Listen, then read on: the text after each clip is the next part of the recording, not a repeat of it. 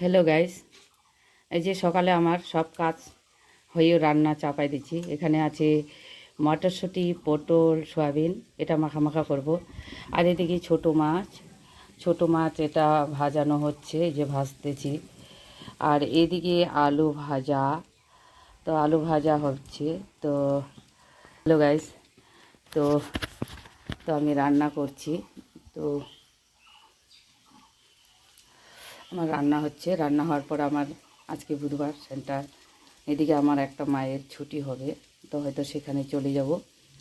তাড়াহুড়া করে রান্নাটা করছি, তাড়াহুড়া করে রান্না করে রান্নাটা হলে পরে হয়ে যাবে, তারপরে বেরিয়ে যাব। তো বন্ধুরা, এই রান্না করতে করতেই সেটা করলাম। আবার লাইভে আসবো 9টার সময়। তো 9টার সময় হয়তো বেরিয়ে যাব, 9টার সময় লাইভটা করব, করে তারপর আবার বেরিয়ে যাব। তো যাই হোক, আজকে খুব কাজ, এদিকে সেন্টার, এদিকে আমার মায়ের ছুটি, এদিকে আবার অনুষ্ঠান আছে। তো ওই জন্য আমি ভাবলাম যে এইভাবে ব্লগটা একটু করে নেওয়া যাক। তো আপনারা বন্ধুরা দেখতে পাচ্ছেন আমি রান্না করছি। তো রান্না কি কি হচ্ছে আবার একটু দেখে নেন। এই যে এটা সোয়াবিন, বরবটি, পটল আছে, এটা একটু মাখা মাখা করব। আর এদিকে এটা মাছ ভাজানো হচ্ছে, মাছের সঙ্গে আলুটা মানে মিক্সচার করব। এটা একটু ভালো লাগে এভাবে, মানে মিক্সচার করব আর কি। হ্যাঁ, তো এখনও করিনি, করতে হবে রান্নাটা। তো আপনারা দেখতে পারলেন আমি কি কি সকাল সকাল রান্না করে ফেললাম। তো একটু মুখে দিয়ে বার হতে হবে।